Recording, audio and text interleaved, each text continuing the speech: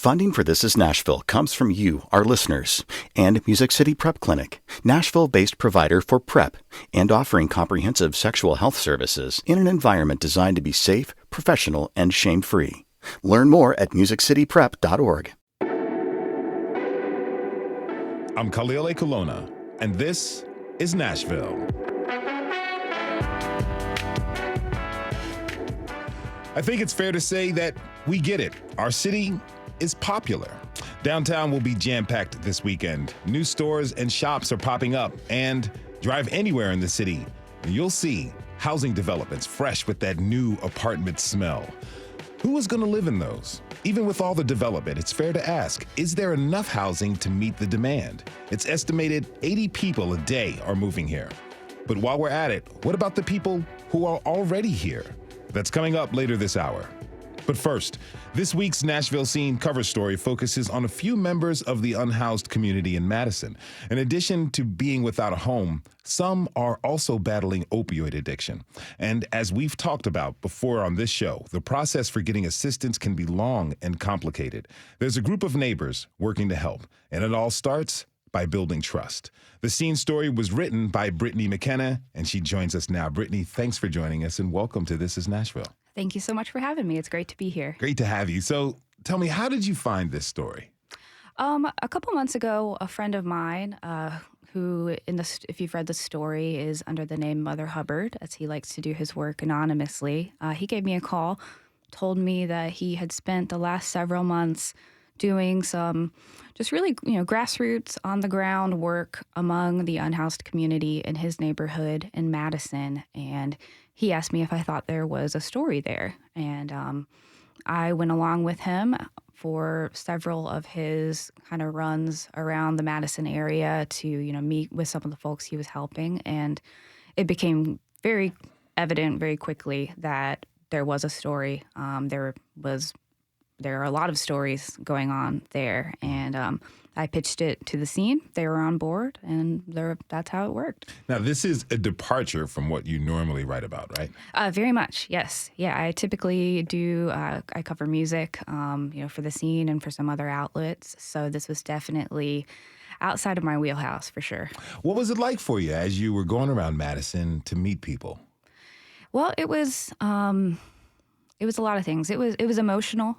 For one thing, just to, meet these people, grow to care for them, hear about the struggles that they've been through, and then to have to be trusted with those stories and to try to shape them into something that was honest and also compassionate.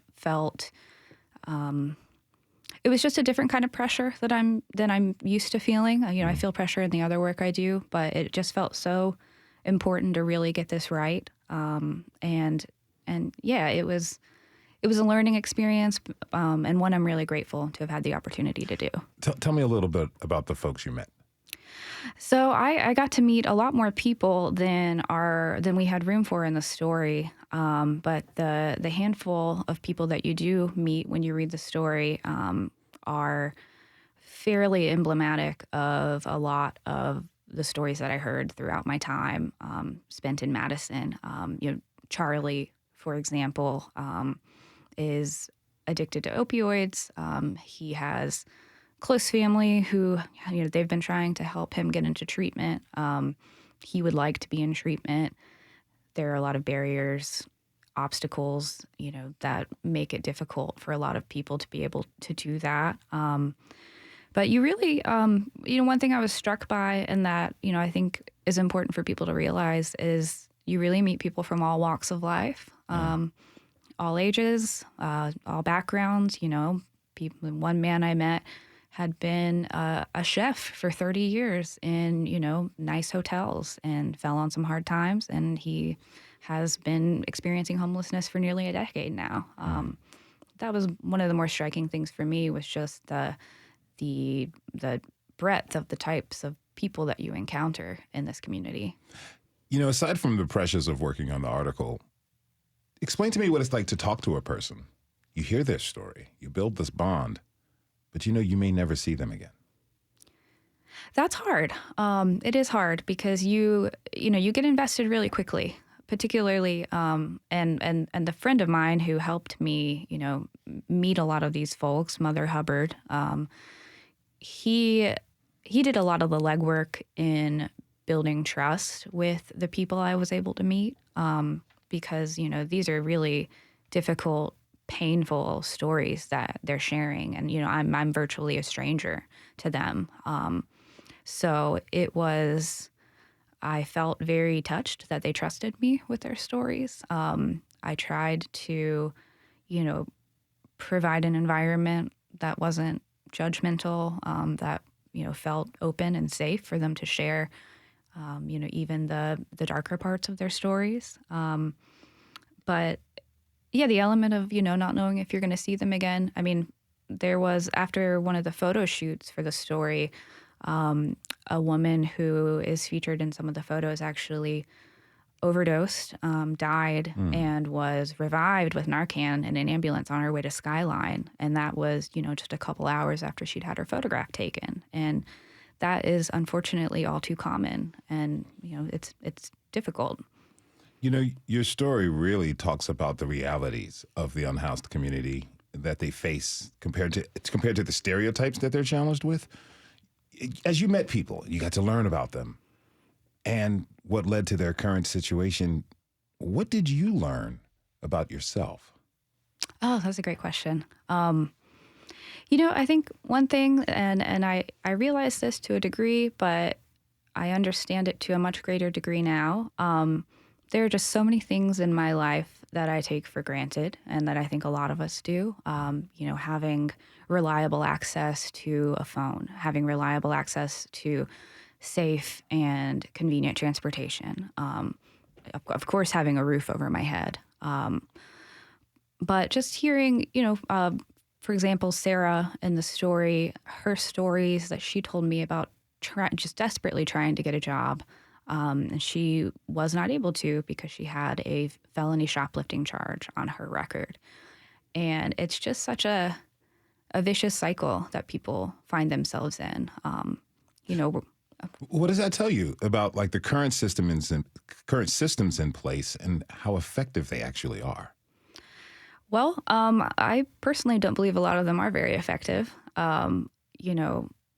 There was a law passed in Tennessee last year that made camping on public lands a felony, which, in effect makes being homeless a felony.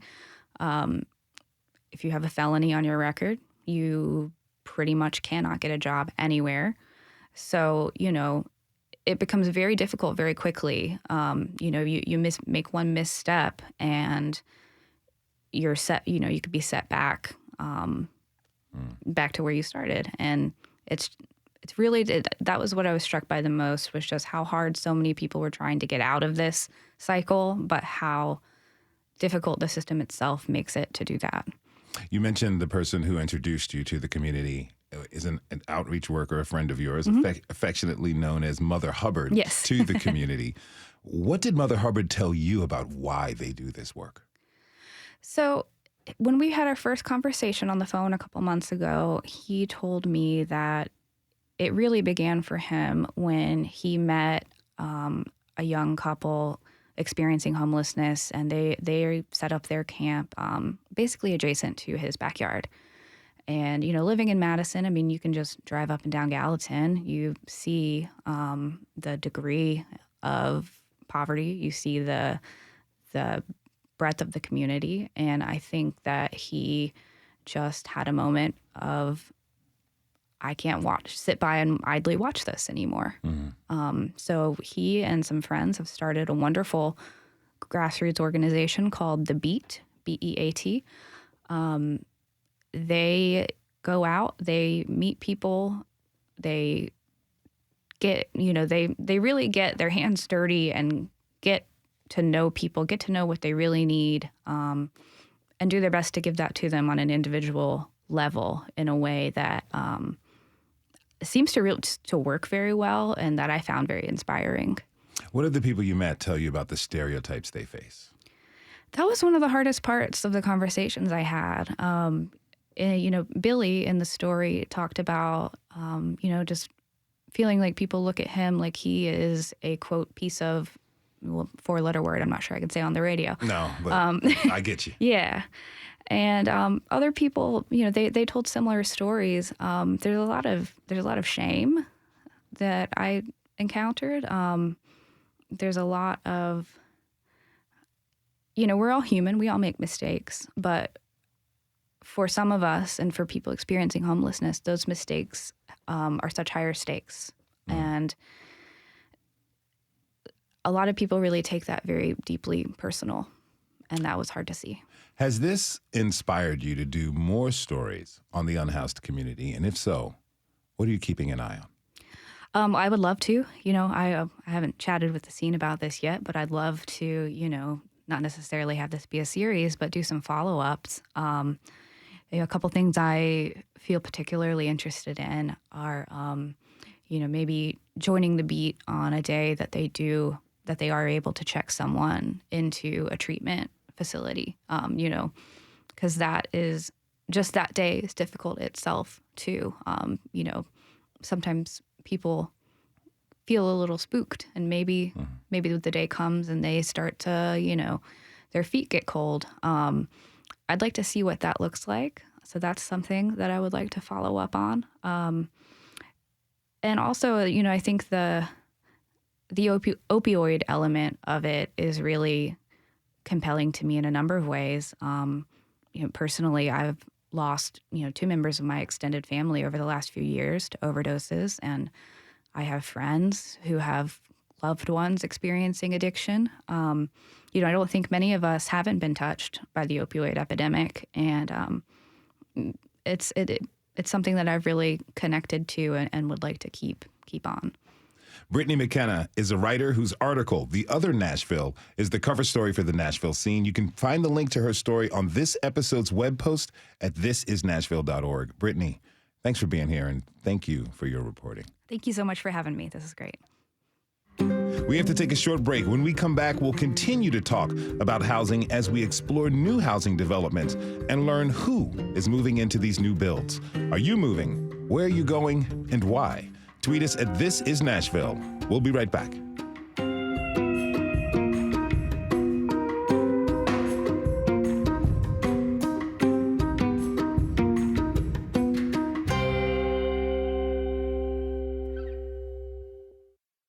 Funding for This Is Nashville comes from you, our listeners, and Music City Prep Clinic, Nashville-based provider for PrEP and offering comprehensive sexual health services in an environment designed to be safe, professional, and shame-free.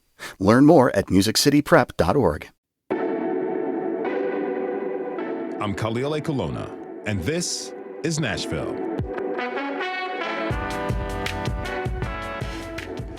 Apartment hunting is not easy. Sure, some people have great luck in finding a cool space quickly. But if you're like me, it takes a while to find the right place at the right price.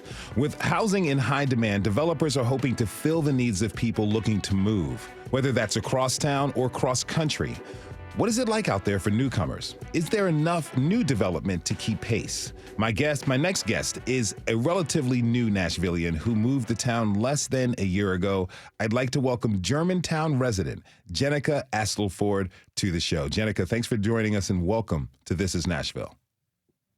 Thank you. Thanks for having me. I'm excited. Great to have you with us. So you've been living here for about a year.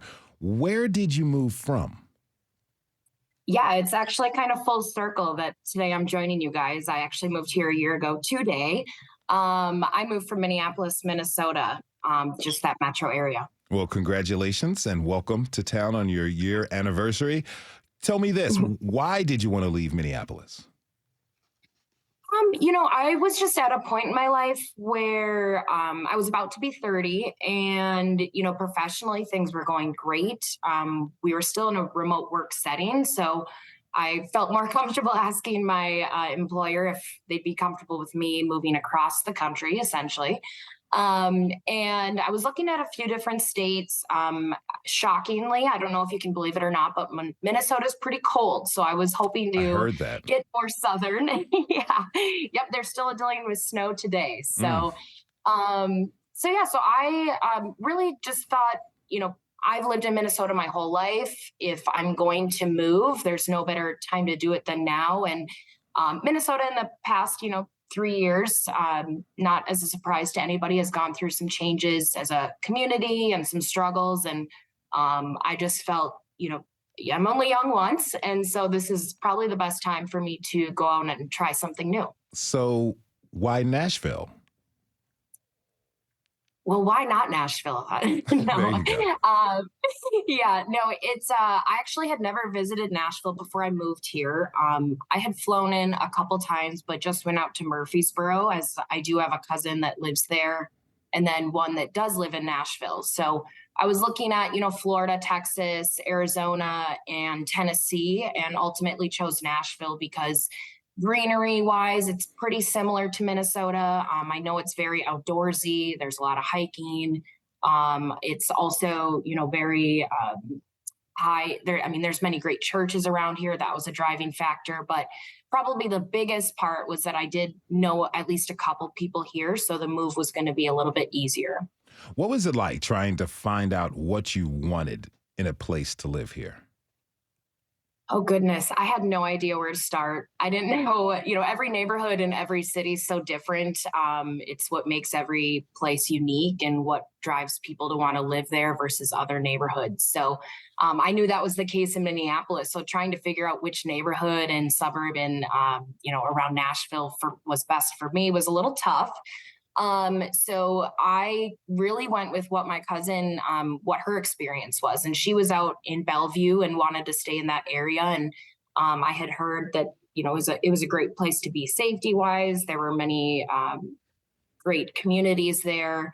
And so ultimately I just more so went with what her recommendation was. And I didn't even tour the place before I moved there.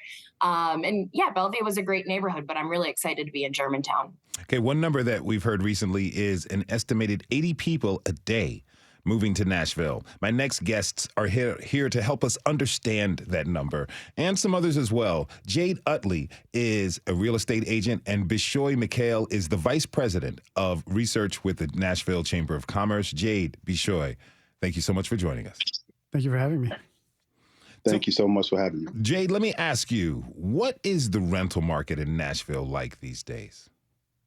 Well, the rental market these days is amazing. I mean, 3.6% this time last year.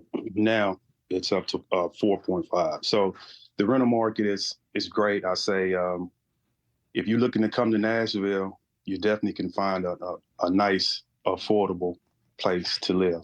Why do you think the demand for apartments is going up? Because of the tourism. We have a thriving tourism here in Nashville. The industry is amazing. We got popular neighborhoods like the Gulch and East Nashville. So I would say, people want to come here, to live in country music. This is Nashville. I love it here, and the people that comes here, they'll love it as well. Okay, so from your experience, who is moving here? Well, from my experience, I have a lot of people coming from the West Coast. A lot of West Coast people are coming here, moving here. First-time home buyers as well. They want to come here to live the life. They want to come here to live the life, and Nashville is great. I mean, I don't see it slowing down anytime soon. A lot of people, I can go back and forth with individuals on that, but I don't see it slowing down at all. I say, come to Nashville and let's go. I'm curious. I have to ask you this. Out of all of your clients that you've worked with, how many times have they mentioned Dolly Parton? None. I'm sorry. I haven't heard anybody mention Dolly Parton. Okay. But they did mention the Titans and of course the soccer team. So okay, those are pluses. We got sports fans coming to town. Now, Bishoy, yes. The Chamber of Commerce collects data on who's moving here. Where do you all get the 80 people per day number that's listed on your website? So that data is actually collected from the U.S. Census Bureau. So if you look at population changes and then you take out natural population changes, births, deaths, and you look at the population increase, that number is essentially the migration that's occurring in the region. And that accounts for not just Davidson County, but the counties surrounding it as well. So what do we know about the people who are moving to Nashville? So we see an increase, a significant increase in the young professional demographic. So if you look at the 25 to 44 age group, in the past 5 years, you've seen a significant increase, about 30% of that specific demographic. And so that would be would you liken that to the new companies who are moving here? That's how they play into this? Some of it could be that, where you do have some companies, that are coming here and they're bringing a lot of jobs with them. And so that attracts some of the young talent for sure. Okay. Now, Jennica, you are some of that young professional talent. You moved to Germantown. Why did you decide to move to Germantown? Yeah, like I mentioned, I was out in Bellevue, and I did feel like that was maybe a little bit more family oriented, a little bit not as connected to those maybe my age or of the similar interests. And I kind of funny, but there aren't many sidewalks out there, and I love to be able to walk around. I typically drive to the greenways on the weekends. And I have a dog, so we're outside all the time. So I know Germantown, East Nashville. I was looking at those two neighborhoods and ultimately chose Germantown because of my church is over here. And also just the restaurants and, breweries over here, just so many fun things to do for someone around my age. Is it affordable for you? I definitely had to go above my budget. And even just compared to a year ago, or I guess maybe a little over a year ago when I was originally looking to move here and at rent prices, things have definitely increased. And so I did have to go above budget. I kind of anticipated that, and it's been a better move for me overall, but it is still shocking that I could afford a pretty nice mortgage for the rent that I pay. Are you living in a new building? It's not new, no. I would say it's more modern. It definitely looks updated. They're always making updates to it. And it definitely has less issues than my first place did, which like maintenance issues, which is a really hard thing to know when you are looking for a place to rent or buy even.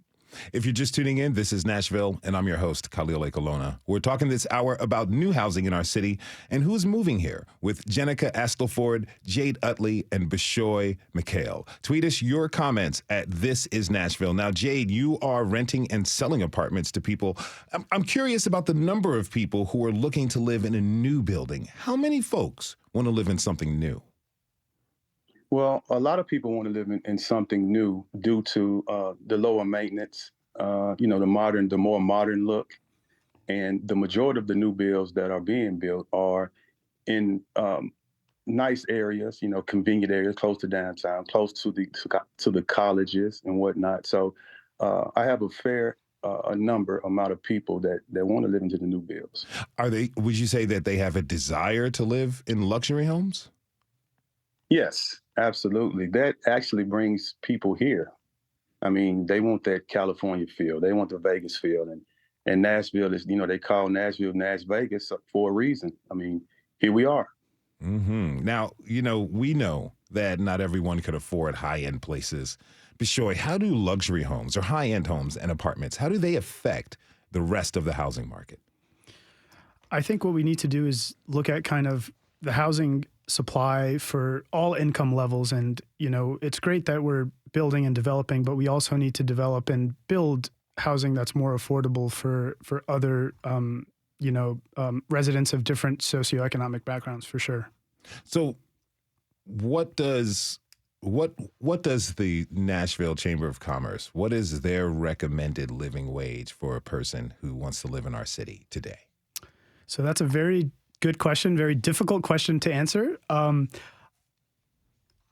I don't know if there's so much a number because, different incomes, different people can have different incomes. And so I don't know if we'd recommend a specific number right now where, you have to make this much to live. I think we look at it in terms of costs. Certainly we're feeling the rising housing costs affect a lot of people. And that's something that we do want to take into account and look at. Okay. We have more numbers as well. We got a tweet at This Is Nashville from Ashley Batchelor. She says, quote, do you have an idea on the number of people who are leaving the county as well? So we do. So for Davidson County, we saw a loss in population. Certainly, housing, I think, plays a factor into that. And you see them kind of go into the surrounding counties where housing is a little bit more affordable, for sure. So we have seen a loss kind of in the core, but overall, the region has increased in population. Are people leaving the state entirely? I don't think so. I think people are staying either within the state or within the Middle Tennessee region. Now, Jennica, I know you just moved into your place and you love it. But did you have a desire to buy a place as opposed to renting? Yes, 1000%. For me, I've been looking to buy for probably the last 3 or 4 years. And it's something common that I hear among a lot of millennials, especially those who aren't fortunate to be able to maybe live with family or friends to save up that money, even having a really great career financially or salary wise. I would say the hardest part is just getting the down payment and the closing costs. I know that there are, first-time home buyer programs out there and resources available, but it's kind of hard to know exactly where all of those are, who to go to, and also even with those, sometimes you can't get that large payment on the front end covered. But as we know, we're all out here paying, high rent prices and affording the same or paying more than someone's mortgage. So it definitely is attractive to purchase. Would you consider buying a place in the future? Oh, 1000%. I actually did look before I rented my current place, but everywhere, for 2-bedroom, 3-bedroom, it seemed to be more above that $350,000 into that $400,000 range. And, I didn't do a ton of research, but I just thought, okay, maybe this isn't my time yet, especially not having additional family or friends around here that could maybe help me with some of those repairs or just understanding of, leading into that purchase. Well, Jade, what would you recommend for someone in Jenica's position? Well, what I would recommend for Jennica is just to do your research, contact a lender, and the lender will navigate you through that whole process as far as getting down payment assistance and things like that. The lender is definitely your best friend if you're actually looking, to purchase. But as a real estate agent, are you familiar with some of the first-time home buyer programs out there? Yes, I am. They have several now that you can hold on to. Like I said, just contact the lender. They have multiple ones. They have a minority one. They have ones for students. It's just different. It's multiple ways to do your down payment assistance. So just contact the lender and go from there. I'm curious about small families. Bishoy, what are the housing options for them currently in Davidson County? I think we're seeing an increase in multifamily units in Davidson County. So I think the options for them have been increasing recently with the growth that's happening. Where do you think the housing market's headed? I think it's headed in a great direction. If you look at a report by PricewaterhouseCoopers, who partnered with ULI, they have an emerging trends report in real estate, and Nashville was the #1 metro area 2 years in a row for 2022 and 2023. So I think overall it's looking strong. Jade, where do you think the housing market is headed? Yes, absolutely. I definitely agree with them with that. So, for instance, my personal experience, the last home I sold, I had multiple offers. And I had the home under contract within 48 hours. And it sold well over the asking price. It went over $20,000 over the asking price. So the housing market is definitely going in a great direction. So is now the perfect time to buy or sell in Nashville? I would say buy. I would say go ahead and buy and get you a piece, get you an asset, and go from there. Nashville is a great place to live. And I actually, like I said, buy. That is Jade Utley, real estate agent. He was joined by new Nashvilleian Jennica Astleford from Germantown and Bishoy McHale, VP of Research with the Nashville Chamber of Commerce. Thanks to you all for joining us today. Appreciate having you on. Thank you so much. We have to take a short break. When we come back, we'll examine the impact of new housing units popping up all over the city. And what does that mean for the people who already live here? What has your housing search been like? Join the conversation by tweeting us at This Is Nashville. We'll be right back.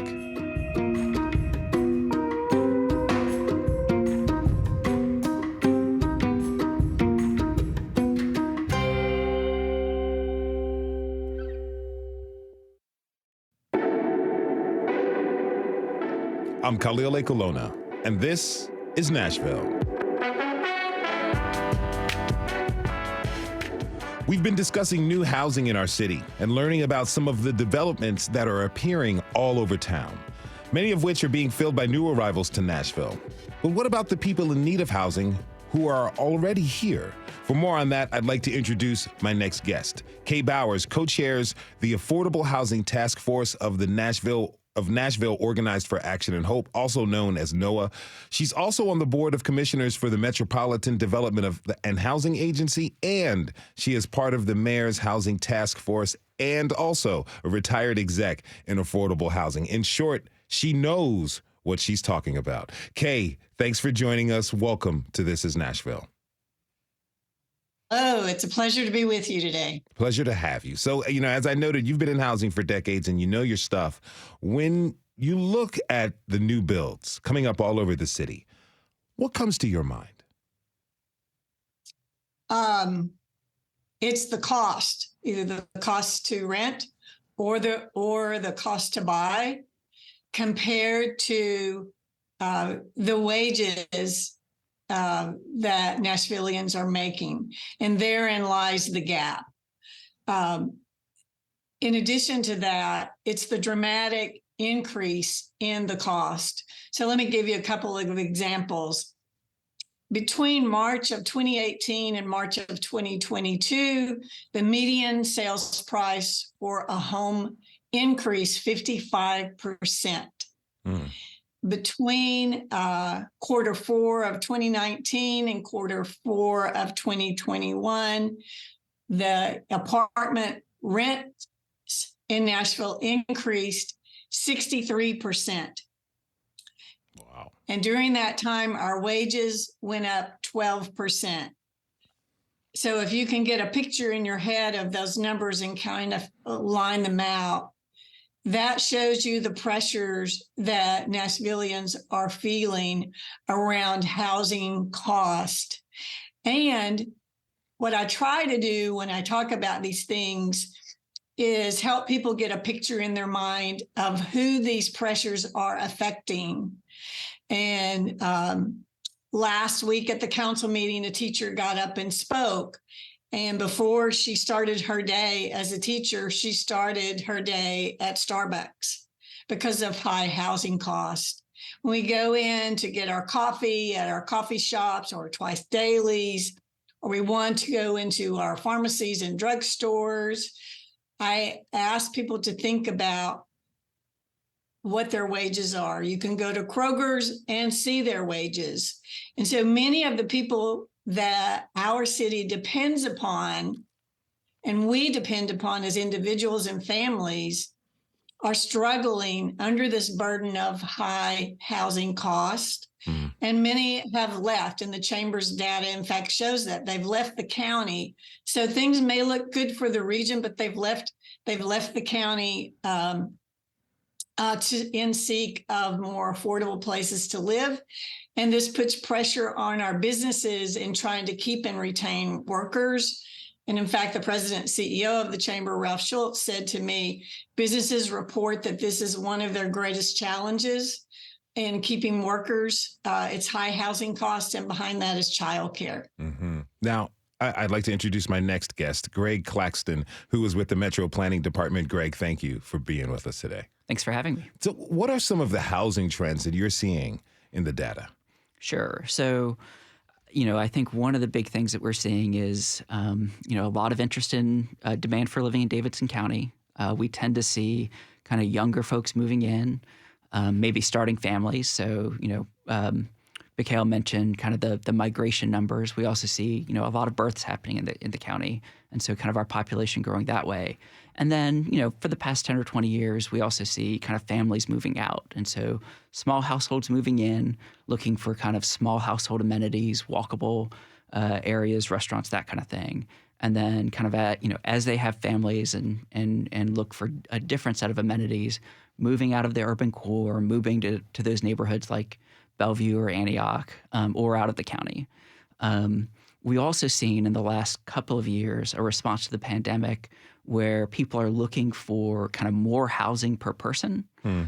So we see a lot of, especially people who are working from home, maybe kind of doing with fewer roommates, or maybe moving out from living with their parents or living with other roommates and kind of having more space on their own.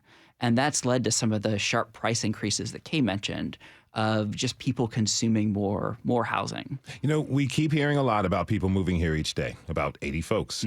We also hear that many of them are moving out of state. You all keep track of the numbers. So from what you discovered, how many people are moving to the city from outside of Tennessee? Sure. So I don't have it in sort of a numbers per day kind of format. What I've looked at is everyone. So we're looking at kind of the Census Bureau data, which is Bishoy's data as well, and looking at, like, in 2021, everyone who lived at a different place than they did a year prior. And so that's about 65,000 people. So about 10% of the county moves every year. About half of those just moved within the county. So most people making moves are within Davidson. About 25% is from outside of or from elsewhere in Tennessee, and then about 25% from outside of Tennessee. Okay. And those numbers are kind of the same whether you're looking at new homes, whether you're looking at large apartment buildings.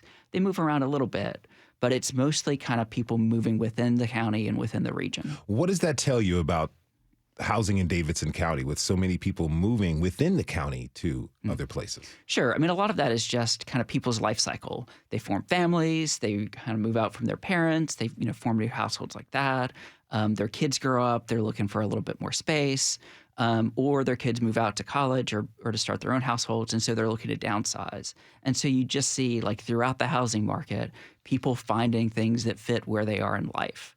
And so I think that's one of the things that we see happening with the new construction, especially, the shift to a lot of multifamily is kind of matching our demographic trends a little bit better. We are an aging society throughout the United States. And so a lot more people living alone, a lot more people kind of who may not want to maintain big yards anymore. And so for a lot of those folks, as well as for younger adults, kind of multifamily in a walkable environment is kind of what they're looking for. And as part of that, as people move throughout the county, like as they move kind of into those dense multifamily units, a lot of times what's happening is they're freeing up the homes that they were in before, a house with a yard, a small duplex, that kind of thing, for other folks to then move into. So there's a lot of just flux throughout the county of people finding what works for them. Now, Greg was just talking about some folks wanting more space for fewer people, but Kay, what about folks? What about folks who are concerned about affordability? Well, the affordability piece is crucial because of even if a home is freed up, say it's a single family home, it's people transition and they don't want to take care of a home anymore, then that home goes on the market, but it goes on the market at prices that are above what most of our workers, and the data shows this, can afford to pay, because it's going to be market price. In many cases, it may be torn down, and we may get too tall, skinny, depending on the neighborhood that it's in. So the affordability factor, to me, is the real key. What's affordable for our workers that we need and want in our county? Another colleague, bishops at the chamber, used this phrase with me a while back. He said, we need income aligned housing, because the cost is where the burden is. And so the market goes after maximum profit. That's the market. That's capitalism. But as a city, we should say to ourselves, we have this many workers. Here's the median wages. We need these workers to provide the services that we want and need for our city to run and for our families to have quality lives. What are those wages of those workers? And then crunch the numbers and let Greg help and say, here's what we need. And then we plan about how to go about that to bring it to life, to existence. And that's really the strategic type of thinking that we're trying to get to with Greg's help and others in the housing division in this city, is to think in that way. Because even, for those that move here and want to buy, like our new friend from Minneapolis, down payment assistance programs typically are restricted to people with certain incomes. So she may want to buy, but the down payment programs that exist, she may not are only for people that may make. Yeah, she won't. She may not qualify for them. So she may fall into that gap. So those are the things that we're trying to look at strategically and more holistically in this city, and help our public officials to think in that way also. If you just because these silver bullet answers don't exist. If you're just tuning in, this is Nashville, and I'm your host, Khalil Ekalona. We're talking this hour about the impact of housing availability on the folks who are already living here with Greg Claxton and Kay Bowers. Tweet us your comments at This Is Nashville. Now, Kay, I want to ask you briefly about the terms affordable housing and fair housing. How are those two different from each other? Well, yesterday I was having a conversation with Michaela, your colleague, and to try to get to her, what her thinking was, your all's thinking around this term fair housing. And she kept bringing up the word equitable. What's equitable? In my nerdy housing world, fair housing has a very specific definition. It has to do with what's legal and what's not in terms of landlord-tenant relationships and lending requirements. So what we really got to is a basic question that we all should ask ourselves over and over.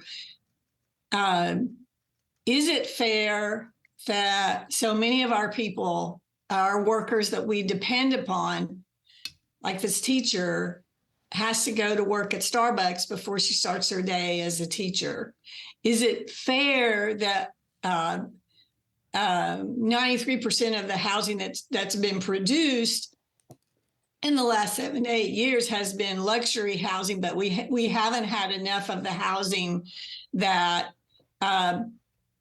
is affordable for our low and middle income workers that we depend on?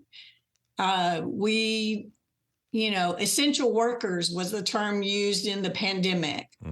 We have all these essential workers, but when you look at their wages compared to the housing cost in Davidson County, is it fair that so many of them are cost burden or doubling up with roommates or doing working second jobs to be able to afford a roof over their head?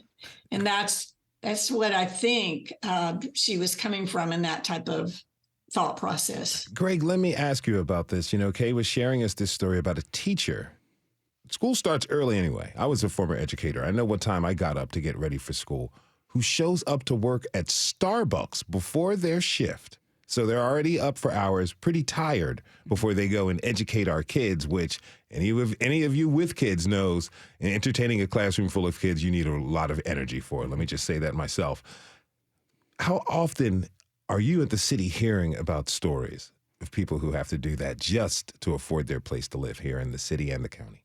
Sure. So, we've been having mean, the city's been struggling with affordability for certainly as long as I've been here, 11 years, in different ways for quite a while before that. It was something we heard a lot about through kind of developing our general plan in 2015 called Nashville Next. And it was a big theme for that. We hear about it when kind of at planning commission meetings, people who are concerned about displacement. We hear about it kind of anytime we go out and work with the community of people, maybe not as an extreme example as that, but people who are struggling with affordability, struggling to find a place to live. And honestly, we hear about it when we hire new folks. Like we have people that we've hired to join the planning department. They're excited to work in Nashville. They have a lot of skills that they want to bring to the city, but they're having trouble to finding places to live as well. And so kind of the way that we look at, kind of our work in planning for Nashville's long-term future is what can we do to prepare a city and have a city that is open and welcoming to everybody, where everyone can kind of find a spot that works for them. Whether you're looking for something downtown, whether you're making kind of the top of the income scale or at the bottom, you need to be able to find a place if you love Nashville. And so that's kind of how we approach thinking through all of the different folks who want to be here. Now, let me ask you, does more luxury housing have a trickle-down effect?